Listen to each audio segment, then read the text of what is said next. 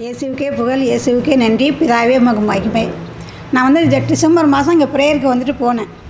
போய் 13ஆம் தேதி ஒரு ஃபங்க்ஷன் நடந்துச்சு, வளகாப்பு. அங்கே போய் வெள்ளிக்கிழமை கொஞ்சோண்டு சாப்பிட்டது தான். டிசம்பர் போயிடுச்சு, ஜனவரி போயிடுச்சு, பிப்ரவரி மாதம் இங்கே வந்தேன் இந்த ப்ரேயருக்கு. அப்போ டிசம்பர் மாதம் நடக்கல, பிரதர்கிட்ட சொன்னேன்.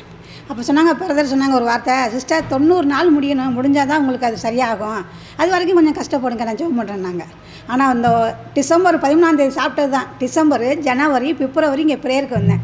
சிஸ்டர் வந்து 2 தோசை சுட்டு கொடுத்தாங்க. என்னால் சாப்பிடவே முடியலை, வேலை செய்ய முடியல, 3 மாதமாக படுத்திருக்கேன். எங்கள் பையன் ஆனால் ஆள் இப்படி தான் இருக்கேன். எங்கள் பையன் சொல்கிறான், நீ எருமை மாதிரி இருக்கிற, ஒதிய மரம் மாதிரி இருக்க, உனக்கு என்ன முடியலைங்கிறான்.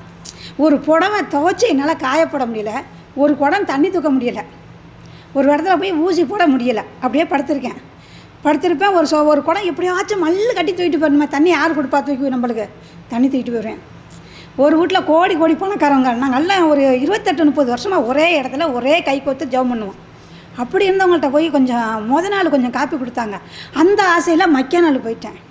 அவங்க சொல்கிறாங்க, மூஞ்சில் அடிக்கிறது மாதிரி, காப்பி இல்லை, ஒன்றும் இல்லை, பால் இல்லைன்ட்டாங்க. ஆண்டவரே நன்றின்ட்டு வந்து படுத்துருக்கேன். தண்ணி குடிக்க முடியாது, மாத்திரை இல்லை, மாத்திரை சாப்பிட்றதுக்கு பிரதர்கிட்ட மட்டும் அழுது ஜெபம் பண்ண சொல்லுவேன், அவ்வளோதான். பிப்ரவரி மாதம் ப்ரேயருக்கு வந்தேன். இப்போ இங்கே ப்ரேயருக்கு வந்து இப்போ சிஸ்டர் 2 தோசை சுட்டாங்க, சாப்பிட முடியலை. இங்கேருந்து போனவ தான், ஒன்றும் செய்ய முடியலை, வேலையும் இல்லை, உடம்பும் இப்படி தான் இருக்குது. என்ன செய்ய முடியும், வாழ்க்கையில் அது மாதிரி இருந்ததில்ல. எங்கள் அம்மா சொல்லுவாங்க, மேரிம்மா எவ்வளோ செஞ்சாலும் நாங்கள் செஞ்சு நீங்கள் முன்னுக்கு வர முடியாது, எதுக்குன்னா ஜீவாவளிக்கு வந்து அடி வச்சு வந்துட்டீங்க. பல தேசத்துலேருந்து பல பேர் வந்திருக்கோம், ஆனால் பணக்காரவங்க இல்லை, ஏழை. ஆண்டவர் வார்த்தையை கடைப்பிடிக்கிறதுக்கு சொல்கிறேன். எங்கள் அம்மா சொல்லுவாங்க, அவங்களாம் கோடி பணக்காரவங்க, நம்மளுக்கு 500 கொடுத்தா அது எத்தனை நாளைக்கு மேரியம்மா, அது சும்மா அந்த ஆசையை விட்டுருங்க, ஆனால் ஆண்டவர் பார்த்து உங்களுக்கு செய்யணும், அதான் உண்மை. இப்படியே தான் சொல்லுவாங்க எங்கள் அம்மா. என்னடா சரிப்போ, அம்மா இப்படி சொல்கிறாங்களே, கேட்க மாட்டேன், காசு கேட்க மாட்டேன். அப்படி இருந்து நம்மளுக்கு காசு வேணுமே, நம்ம சாப்பிட வேணுமா அப்படின்ட்டு இவங்க வேலுமுருகன் இன்ஜினியர் இருக்காங்க, அவங்கள்ட்ட ஃபோன் அடிப்பேன்.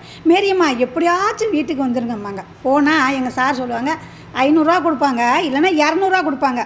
எனக்காக இந்த நான் 11/5/67 பிறந்த இந்நாள் வரைக்கும் தாய் தாப்பனோ புருஷனோ பிள்ளைகிட்ட போய் எதிர்பார்க்க மாட்டேன். ஆனால் சூழ்நிலைகள் வந்து சாப்பிட காசு இல்லை.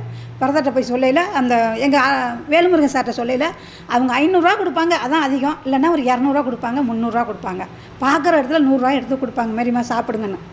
நான் என்னுடைய வறுமையை கேட்டது எங்கள் சார்கிட்ட ஒண்டியும். அப்புறம் எங்கள் உஷா டாக்டர்னு இருக்காங்க, எப்போ கொஞ்சம் பணம் இல்லையோ அவங்கள்ட்ட போய் கேட்கல, சரி மாரிம்மா சார்கிட்ட கேட்குறேன், அவங்க கேரளாக்காரவங்க கொடுப்பாங்க. எங்கள் அம்மா வந்து 5000 2000 10,000 இப்படி இத்தனை வயசுக்கு உறவினர் இருக்காங்க, எல்லாம் கோடி பணக்காரங்க. மாதாக்கோட்டையில் சொந்தக்காரங்க இருக்காங்க, அக்கா பிள்ளைங்க இருக்காங்க, தங்கி வச்சுக்கலாம், தம்பி இருக்காங்க. ஆனால் யாரும் எனக்கு உதவியும் செய்ய மாட்டாங்க. நான் யாரும் வீட்டுக்கும் போக மாட்டேன், போவேன், என்னுடைய வேலையை முடிச்சுட்டு வந்துடுவேன். உதவின்னு கேட்டது உஷா டாக்டரு, வேலுமுருகன் இன்ஜினியரு. ப்ரேயருக்கு வந்து சத்து கொடுக்கணும், நம்மளுக்கு ஆயுசா கொடுக்கணும், வேலை செய்ய உழைக்க தெம்பு கொடுக்கணும், ஜீவாவளிக்கு வந்திருக்கேன். 3 மாதம் அப்படி இருந்தேன். 3 மாதம் முடிஞ்சிச்சு. பிறர் எண்ணிக்கிட்டே இருந்தேன் அந்த நாளை வந்து 90 நாள். எப்போ 90 நாள் முடிஞ்சிச்சு. எங்கள் தலைமுடி வந்து எனக்கு நிறையா இருக்கும், இந்த முடி பூரா பந்தாக விழுந்துச்சு. அந்த 90 நாளுக்குள்ளே தலைக்குள்ளே கொப்பளமாக இருக்கும். எனக்கு ஒரு நாள் கூட கொப்பளம் வந்ததில்லை. என்னடா கொப்பளமாக இருக்குன்னு பிரதர்கிட்ட சொல்லுவேன், பிரதர் இந்த இடத்துல கொப்பளம் இப்படி இருக்குங்க பிரதர், 90 நாள் முடியட்டும் சிஸ்டர்னாங்க. அந்த 90 நாள் முடிஞ்சிச்சு. அந்த தலையில் உள்ள கொப்பளமும் இல்லை, என் முடியும் இல்லை.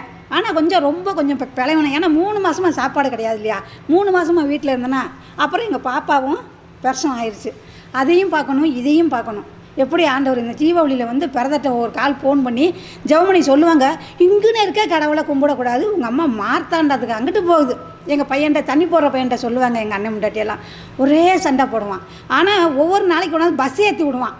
இந்த வாட்டி நான் சொல்லவே இல்லை, இந்த மாதம் ஜபத்துக்கு வரல. நான் சொன்னேன், பஸ்ஸில் வந்து நம்மளை கூப்பிட்டு வந்தாரா, நம்ம சொல்லவே இல்லை. பஸ்ஸில் ஏறி பஸ் எடுத்து 4 ரோடு வரோடி தான் நான் வந்தேன் இங்கே. சொன்னேன், அதுக்குன்னு போடுது எங்கள் பையன்கிட்ட. எப்படி ஆண்டவர் என்னை காத்து வந்திருக்காரு பாருங்க. இந்த சுகம் கொடுத்த தேவனும், எனக்காக இந்த பிரதரை கொடுத்து உலகம் கடைசி வரைக்கும் ஜெபிக்க வைத்த தேவனுக்கும் நன்றி செலுத்துக்கிறேன். இயேசுவுக்கே புகழ், இயேசுவுக்கே நன்றி, பிதாவே உமக்கு மகிமை.